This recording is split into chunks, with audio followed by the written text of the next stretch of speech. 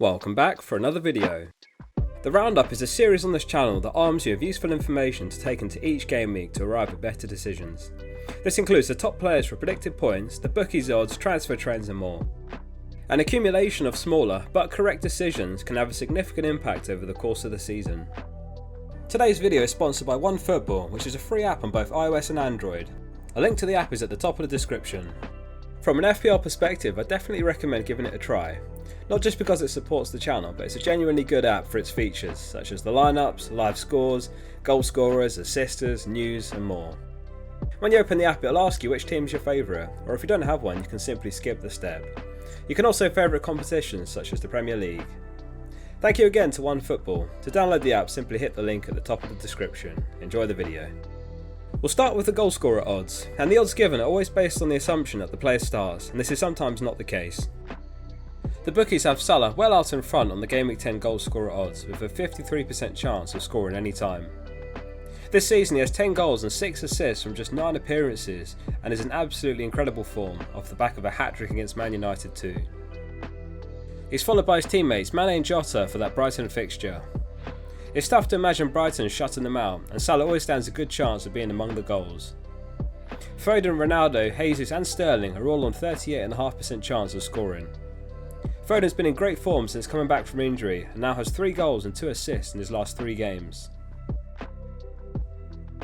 Onto the clean sheet odds, and Man City are out in front for the game against Crystal Palace at the Etihad. Man City defenders are very popular right now, primarily Cancelo and Diaz, and some managers are doubled up who will be especially keen for Man City's 7th clean sheet of the season. Likewise, Alexander-Arnold and Chelsea defenders are popular picks who are in the top 3 for clean sheet odds too. It's difficult to predict who Chelsea defends with so many options available and plenty of rotation so far. Brentford are 5th on the clean sheet odds, but will unfortunately be missing Raya in goal for 4 to 5 months for injury, so their backup keeper Fernandez is likely to play from here on. Livramento has been phenomenal and is another popular pick, priced only 4.4 and only blanking once in his last 6 games. Southampton have a 29% chance of a clean sheet for the Watford match. However, Watford face the Saints off the back of a 5-2 win against Everton. Palace are bottom on the clean sheet odds for that Man City fixture, with Brighton narrowly behind them up against Liverpool. Newcastle are one of 2 sides yet to keep a clean sheet and will need a really convincing performance to beat the bookies' odds up against Chelsea. Onto the predicted points, and unsurprisingly most Salah's well clear with 8.2 predicted points. In the Premier League this season he's top for expected goals, shots, shots on target, big chances created, touches in the opposition box and successful through balls.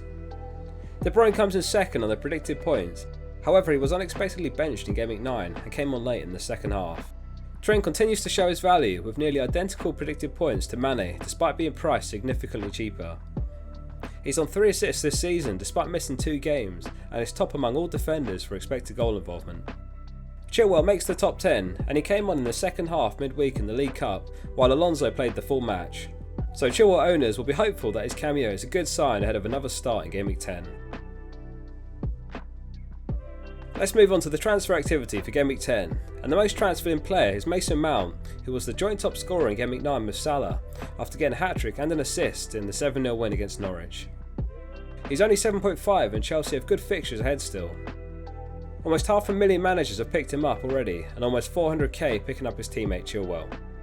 Foden, Salah and Smith Rowe all hit double-digit points in Gameweek 9 and they are heavily transferred in too. Vardy was withdrawn at half-time in Gameweek 9 with an injury, so those who moved early for him will be hopeful that it's not serious, as almost 200,000 have picked him up for Gameweek 10 despite his yellow flag. On the last episode we discussed the dangers of making early transfers, especially when there's midweek games to be played. FPL is a game of calculated risks, and often making a very early move for the sake of 0.1 or 0.2 value will leave you unnecessarily exposed. The most transferred out player is a name you can probably guess, which is Lukaku. He missed Gameweek 9 and he'll be out for Gameweek 10 with his ankle injury. We saw Antonio, Hwang and Vardy in the top 10 transferred in, so those are most likely the most common Lukaku replacements. Over 300,000 have shifted Pogba on after his red card against Liverpool, which will rule him out for the next 3 games. Hilariously, Vardy also features in the top 10 transferred out, with a similar number of managers having sold him that also brought him in.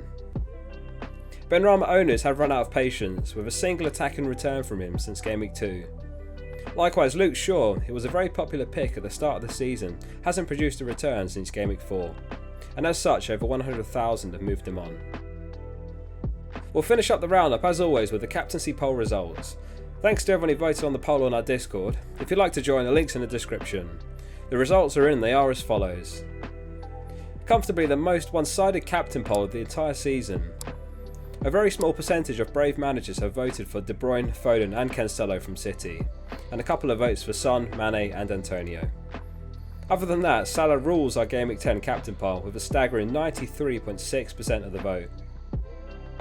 With such high captaincy, any points you get will have a negligible effect on your rank, so we'll be counting on our other 10 players to make up the ground. That concludes this Gameweek's episode of the Roundup. If you found it useful, please hit like to support the channel and hit subscribe if you're new. I read every comment, so as always I'm keen to hear your thoughts.